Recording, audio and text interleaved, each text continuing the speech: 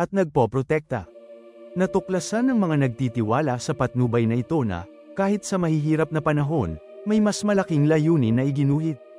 Ang buhay ay maaaring maging isang larangan ng digmaan, ngunit ang mga lumalakad kasama ng Diyos ay hindi kailanman nag-iisa. Ang banal na proteksyon ay hindi nangangahulugan ng kawalan ng mga hamon, ngunit ang katiyakan na, anuman ang mangyari, mayroong isang malakas na kamay na gumagabay sa atin sa lambak.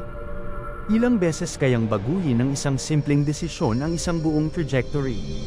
Ang mga natututong makinig sa tinig ng Diyos ay umiiwas sa mga bitag at tumanggap ng patnubay para sa mga tamang pagpili maging sa pamilya, trabaho, o espiritual na buhay. Marami ang gumagawa ng mga desisyon batay sa takot, ngunit ang awit 23 ay nagpapaalala sa atin na ang mga sumusunod sa pastol ay lumalakad ng ligtas, nang hindi kailangang matakot sa bukas. Bukod sa katiwasayan, ang awit na ito ay naghahatid ng makapangyarihang pangako ng paglalaan, hindi ako magkukulang. Hindi lamang ito nangangahulugan ng mga mapagkukunang pinansyal, kundi pati na rin ang kapayapaan, emosyonal na balanse, at direksyon sa mga oras ng kawalan ng katiyakan. Kapag ang isang tahanan ay nakabatay sa katotohanan ito, ang domestic blessings ay dumarami, at ang kapaligiran ay nagiging isang lugar ng pahinga at pagpapanibago.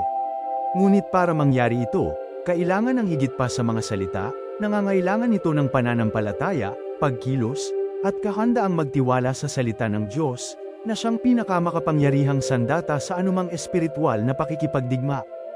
Espiritual na digmaan ang salita ng Diyos. Maraming laban na ating kinakaharap ay hindi nakikita ng mata ng tao. Kawalang katiyakan, takot, panghihina ng loob, mga salungatan sa pamilya, lahat ng ito ay maaaring pagmuni-muni ng isang espiritual na digmaan na nagaganap sa likod ng mga eksena. Gayunpaman, hindi pinababayaan ng Diyos ang kanyang mga anak na walang pagtatanggol. Ang salita ng Diyos ay inilarawan bilang isang matalas na tibak, na kayang putulin ang anumang bigkis ng pang-aapi at sirain ang di nakikitang mga kuta. Natuklasan ng mga natututong gamitin ito ng may pananampalataya na walang kadena na makakalaban sa banal na kapangyarihan. Ang awit 71 ay nagpapaalala sa atin na ang Diyos ay nagpapadala ng mga anghel upang bantayan ang mga nagtitiwala sa Kanya. Ngunit ang proteksyon ay hindi pasibo, kailangan nito ang pagpapahayag ng salita, pagdarasal ng may awtoridad, at paglaban sa kasamaan. Kapag ang isang ina ay nananalangin para sa kanyang suwail na anak, kapag ang isang mag-asawa ay nagpahayag ng mga pagpapala sa kanilang pagsasama, kapag ang isang tao ay tumayo laban sa panghihina ng loob sa pamamagitan ng mga talata ng pampatibay loob, hawak nila ang espiritual na tibak na ito. May digmaan, ngunit ang tagumpay ay para sa mga nananatiling matatag sa pangako ng Panginoon. At isa sa pinakamakapangyarihang sandata sa labanang ito ay papuri.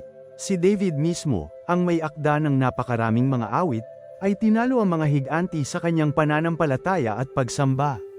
Kapag ang kapaligiran ng isang tahanan ay puno ng papuri, hindi maaaring manatili ang kadiliman.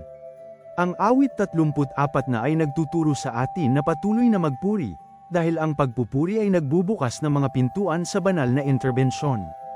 Ang mga nakakaunawa sa prinsipyong ito ay hindi lamang nagtagumpay sa kanilang mga pakikibaka, ngunit nakakaranas ng pagbabagong nagdudulot ng liwanag, kapayapaan, at tunay na kagalakan.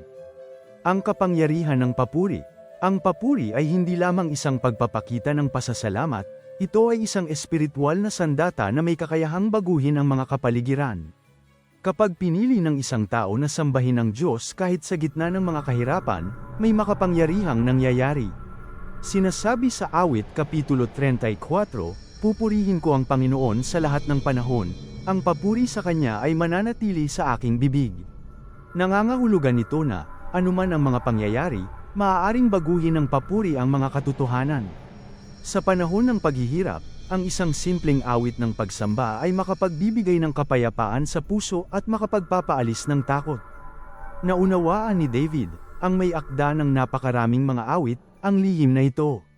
Nang siya ay nasa paghihirap, hindi siya sumuko sa kawalan ng pag-asa, ngunit itinaas ang kanyang tinig sa pagpupuri. Sa isang espiritual na labanan, ang pagsamba ay nalilito ang kaaway at nagbibigay daan para sa banal na pagkilos. Ang sinumang nakaranas ng pagpuri sa Diyos sa gitna ng mga krisis ay alam na ang kapayapaang sumasalakay sa puso ay higit sa karaniwan. Ang mga tahanan na naglilinang ng kaugaliang ito ay nakakaranas ng mga pagpapala sa tahanan, dahil kung saan mayroong pagsamba, naroon ang presensya ng Diyos, at kung nasaan ang Diyos, ang kasamaan ay hindi mananatili. Bilang karagdagan sa pagiging kasangkapan para sa pagpapalaya, ang papuri ay nagpapalakas din ng pananampalataya. Ilang beses nang inaawit ang isang himno o isang awit sa tamang panahon na muling nag-alab ng pag-asa. Kaya naman napakaraming nakasaksi ng mga himala sa pamamagitan lamang ng pagsamba sa Diyos nang walang pag-aalinlangan. At ang salubing ito ay humahantong sa atin sa isang pangunahing susunod na hakbang, ganap na paglaya mula sa anumang masamang impluensya, pagsira sa mga sumpa at pagpapanumbalik ng lahat ng ninakaw ng kaaway. Paglaya mula sa kasamaan.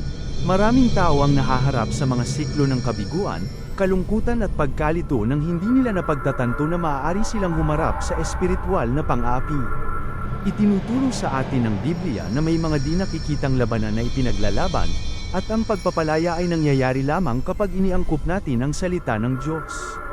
Tinitiyak sa atin ng Awit Kapitulo 91 na walang salot na darating sa ating tahanan, at kabilang dito ang anumang negatibong impluensya, namamanang sumpa o espiritual na pag-atake. Ang pagpapahayag ng katotohanan ito tungkol sa pamilya at tahanan ay isang mahalagang hakbang upang maranasan ang tunay na kapayapaan. Maraming tao ang nahaharap sa mga krisis sa pananalapi, mga problema sa pamilya at mga sandali ng kawalan ng katiyakan, ngunit ang pagkakaiba ay nasa kung paano nila kinakaharap ang mga labanang ito. Nauunawaan ng mga kumakapit sa banal na proteksyon na ang bawat hamon ay isang pagkakataon upang makita ang kamay ng Diyos na kumilos. Sa halip na sumuko sa takot, posibleng ipahayag ng may pananampalataya, kung ang Diyos ay para sa atin, sino ang maaaring laban sa atin? Ang salubing ito ay nagpapalakas sa puso at nagdudulot ng katiyakan na walang paghihirap na hihigit pa sa kapangyarihan ng makapangyarihan. Ang lakas ng Diyos ay ipinakita hindi lamang sa mga dakilang himala, kundi pati na rin sa hindi maipaliwanag na kapayapaan na bumabaha sa kaluluwa kahit nasa gitna ng mga kapighatian. Ang sikreto ay ang manatiling matatag, nang walang pagdududa sa katapatan ng Diyos. Pagkatapos ng lahat, kapag ang pagtitiwala sa Kanya ay hindi natitinag, ang panloob na kapayapaan at kagalakan ay nagsisimulang mamulaklak, na nagdudulot ng pagbabagong higit pa sa panlabas na mga kalagayan. Inner peace at joy.